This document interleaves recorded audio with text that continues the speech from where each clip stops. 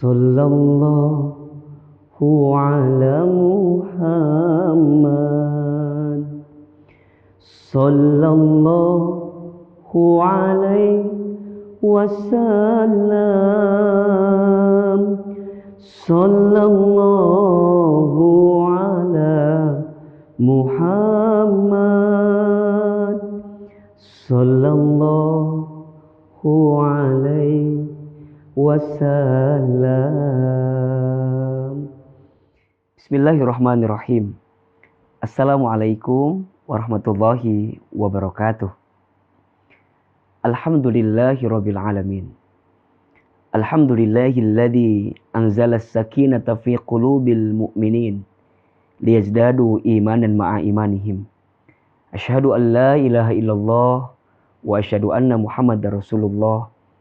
Allahumma sholli ala sayyidina Muhammadin sallallahu alaihi wasallam wa ala alihi wa sahbihi ajma'in. Allahumma inna nas'aluka ilman nafi'an wa rizqan thayyiban wa amalan mutaqabbala. Amin ya rabbal alamin, amma ba'du. Teman-teman yang dirahmati Allah, alhamdulillah, segala puji bagi Allah, segala puja untuk Allah, dan segala bentuk syukur kita haturkan kepada Allah yang dengan segala kebaikannya Allah tidak pernah berhenti menghadirkan nikmat terbaik untuk kehidupan kita. Semoga kita senantiasa menjadi hamba-Nya yang terus mendekat taat kepada Allah, yang terus mensyukuri setiap nikmat Allah itu dengan kebaikan dan perbaikan. Dan semoga kita semua senantiasa dalam keadaan sehat walafiat, dan izin kami juga mendoakan jika ada yang sedang sakit, semoga Allah berikan kesembuhan. Amin ya rabbal alamin. Senang sekali kembali kali ini kita bertemu di program Tanya Hati. Sebuah program yang ada di channel YouTube Ahilman Fauzi, yang isinya adalah setiap episode AA akan membaca curhatan, pertanyaan yang sudah teman-teman kirimkan melalui sosial media Ahilman, baik di Instagram, di TikTok, ataupun di YouTube. Masya Allah, banyak sekali teman-teman yang sudah mengirimkan berbagai pertanyaan ke Ahilman, berbagai curhatan ke Ahilman, dan izin melalui channel YouTube ini Ahilman membaca curhatannya dan sekaligus juga memberikan kekuatan, memberikan kemampuan, memberikan nasihat. Semoga teman-teman bisa lebih kuat, bisa lebih yakin menjalani setiap hari-hari dalam hidupnya. Kali ini saya akan membaca pertanyaan dari hamba Allah. Ini tidak mau disebutkan siapa namanya. Di sini ditulis dari hamba Allah. Izin saya baca pertanyaannya. Assalamualaikum A, saya mau cerita. Boleh. Saya pernah merasakan jatuh cinta kepada seseorang. Saking dalamnya, saya banyak menghabiskan waktu dengan orang tersebut. Dan sepertinya, semua waktu sudah saya habiskan hanya untuk dia. Tapi sekarang, saya sudah berpisah dengan dia.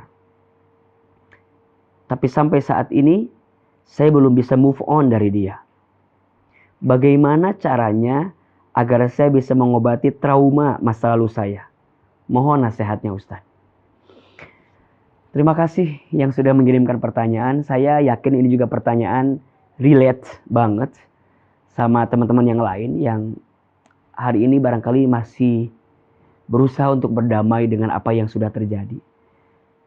Sedang berusaha untuk keluar dari rasa trauma yang pernah hinggap di hati kita dengan kejadian-kejadian yang di masa lalu. Di awal saya ingin menyampaikan bahwa setidaknya manusia itu akan mengalami 3 masa dalam hidupnya. Yang pertama, masa lalu. Yang kedua, masa sekarang. Dan yang ketiga, masa depan. Masa lalu, masa sekarang, masa depan. Masa lalu adalah sesuatu yang sudah berlalu. Dan kita tidak akan bisa kembali lagi ke masa itu. Masa sekarang artinya masa yang sedang kita jalani. Masa yang sedang kita lalui hari ini. Sedangkan masa depan adalah masa yang akan terjadi dan belum tentu juga akan kita temui. Maka ada nasihat yang sangat luar biasa untuk semua yang terjadi. Jangan terlalu disesali. Untuk semua yang akan terjadi, jangan terlalu ditakuti. Dan untuk semua yang terjadi saat ini, syukuri, jalani, dan nikmati setiap fase-fase yang terjadi itu. Maka kalau kita terus mengingat masa lalu, rasanya kita tidak akan pernah bisa menemukan kebaikan dan kebahagiaan.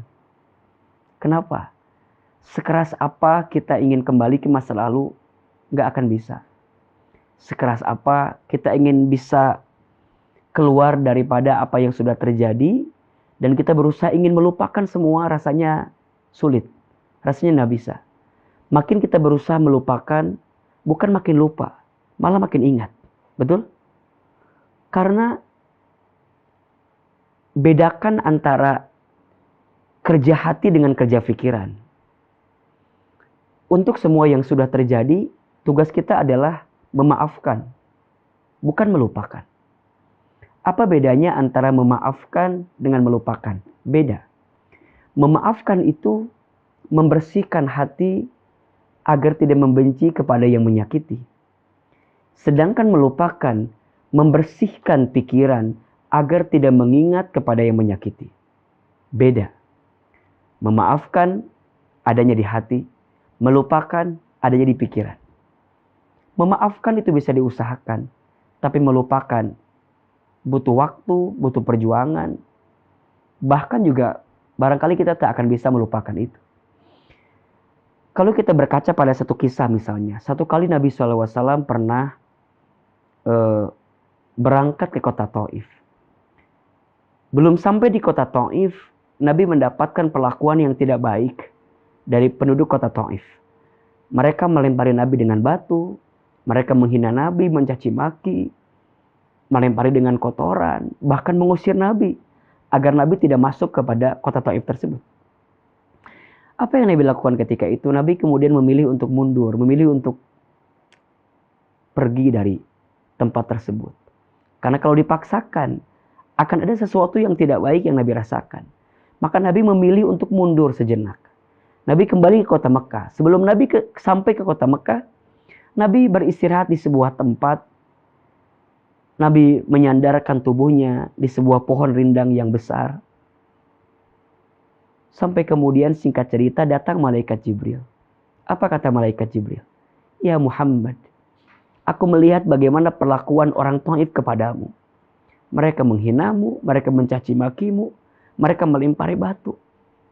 Aku merasakan seperti apa sakit yang kau rasakan. Kata Jibril, ya Muhammad, di belakangmu ada gunung, di depanmu ada gunung. Seandainya engkau bisa minta kepada Allah, minta kepada Allah, agar aku timpakan dua gunung ini untuk membalas kelakuan orang Taif. Tapi Masya Allah, Nabi punya hati yang lembut. Nabi punya hati yang lapang.